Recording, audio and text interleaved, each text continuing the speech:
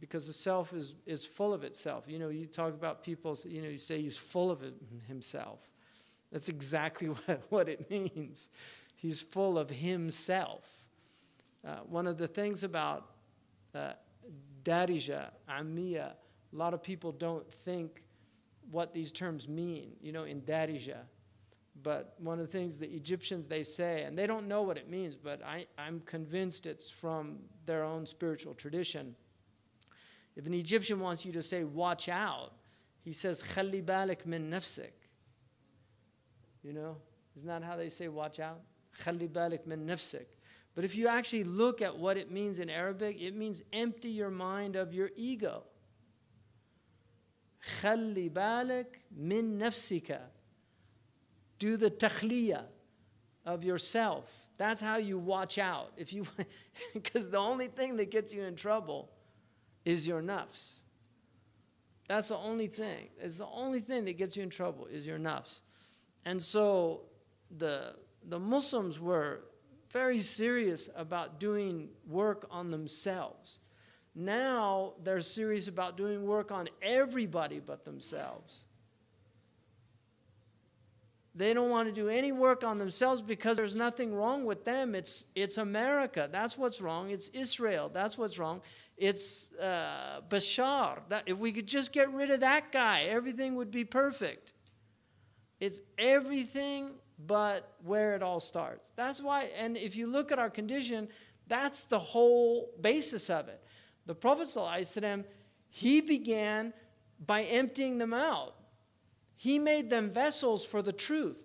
But first he had to empty them out. Like the famous, the martial artist who wanted to study with the master, and he goes and he meets this master that he's been trying to get the opportunity to study with them.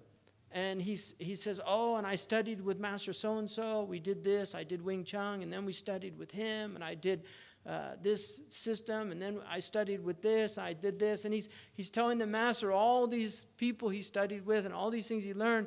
And so when the tea came, he just kept pouring the tea, the master, until the cup was just overflowing.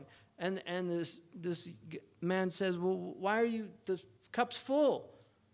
He said, so? He said, no, you should stop filling it because it's full. So it can't take any more? He said, no, of course not. If it's full, it can't take any more. He said, well, you're full, so I can't. It's the same thing. You're full. And you find this motif in many teaching stories about Hassan al-Shadhili when he went to meet Muli Abdul Salam ibn Mashish. And here's a man who went from Morocco. He was a great scholar, studied in the Qarawiyyin, and then he went to Tunis, he studied, he went to the east, and he was looking for a spiritual master. When he got to Iraq, one of the people of Iraq told him, he said, the man you're looking for is in Morocco. So he went all the way from Morocco to Iraq, and the Iraqi man said, no, you're looking for Muli Abdul Salam ibn Mashish. So he went back, and he went up the mountain. For anybody that's visited that part, it's near Tatwan. He went up the mountain to where this great sage was living. And when he first met him, he came in the clothes of the ulama. He had all these beautiful jalaba, and Muli Abdul Salam ibn Mashish said, "Aghtasalt, did you do ghusl?" And he said, "Yes." He said, "Irja." He said, "You didn't do." So he goes back. He does ghusl again. He comes back. He said, "Aghtasalt?" He said, "Yes." He said, "No, you didn't. Go back." So he goes back, and then on the third time, he got the point. He's obviously doesn't mean what he. So he took the clothes of his servant and he put them on. He gave his servant his clothes, and then he came and he said, "Now you're ready to come. You have to strip away and this is people don't want to do this anymore. We're like Jalaluddin al-Rumi tells a story about the barber.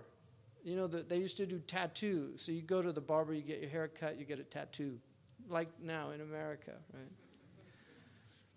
And so he goes to the barber, and and he tells him, I want a tattoo. He said, well, what do you want? He said, I want a lion.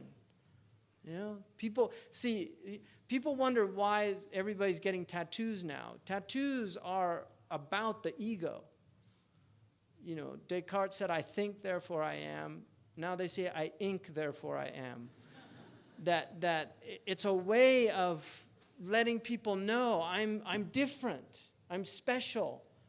I've got this butterfly on my back. You don't have one of those, right? And then they get more and more. And they can't stop because it's not working. You know, you just keep trying to make it work.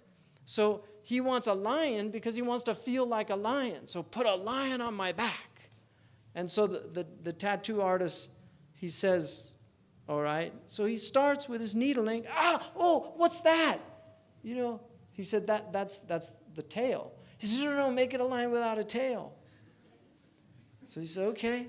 So then he starts again. What's that? He said, that's the ear. He said, no, make a lion without ears.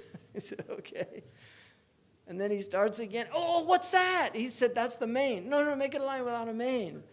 And then he does it again. He says, what's that? It's the stomach. He said, no, I don't want a stomach on the lion. He said, listen, even God didn't make a lion like this. I can't do anything for you. And Rumi says that why he's telling the story is that this is people on the spiritual path. He says they want without any work. They don't want the pain of sacrifice, of work. They want the finished product just there for everybody to see, but they don't want to do any of the work to get there. So historically, you know, Muslims, I think what we tend to forget about our religion is this religion is actually about getting close to Allah subhanahu wa ta'ala. That's the point of it. It's literally to get close to Allah. And not only to get close to Allah, but to experience the divine in our lives, to actually experience the presence of the divine. That we're in a world that has angelic beings, demonic beings, and we share this space. There's angels that come with believers, and there's shayateen that come with the people of foulness and misdeeds. So